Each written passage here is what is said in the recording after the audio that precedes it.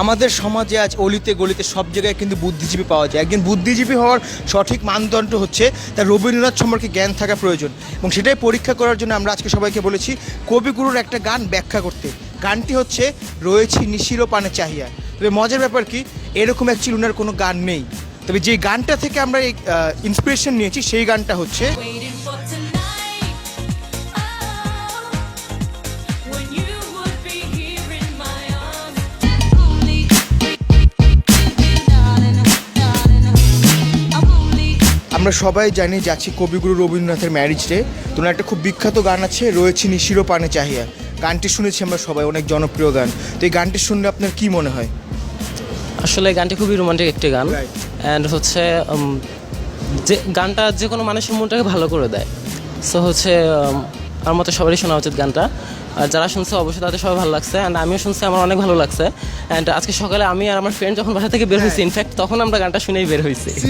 Seriously তার গানটা শুনলে আমার খুব ভালো লাগে এবং তার মানে আমার খুব আবেগের সৃষ্টি হয়। মানে তার গানগুলো আমি খুব পছন্দ করি এবং আমি রবীন্দ্রসঙ্গীত গাইতেও পছন্দ করি।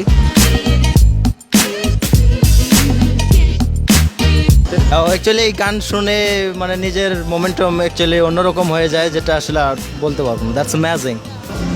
না, অনেক ভালো। ওনার গান শুনলে মনটা ভালো লাগে, মানে মনে একটা ইয়ে আসে যে বাংলাদেশের বিখ্যাত একজন কবি, তার গানে অনেক ভালো লাগে, অনেক সুন্দর।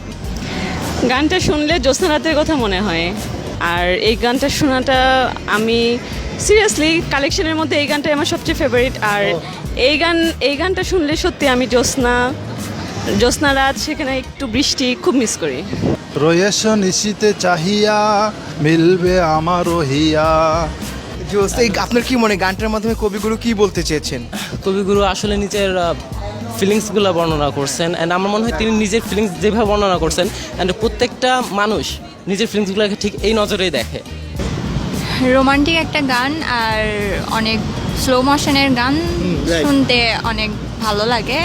এই গানটি আসলে শুনলে আমার মনে হয় যে বৃষ্টির দিনে এই গানটা সবচেয়ে বেশি প্রিয়জনদের কথা মনে পড়ে। এই গানটা বারবার তারই কথা মনে পড়ে, যাকে আমরা অনেক ভালোবাসি।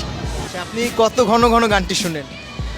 গানটা বেশিরভাগ অবসর টাইমে শোনা হয়, কারণ এই গানটা কোলাহলের সময় শোনা সম্ভব না। কারণ এই গানটা শোনার জন্য একটা পরিবেশ দরকার, এবং সেই পরিবেশটা অবশ্যই সাইলেন্ট এবং সুন্দর পরিবেশ।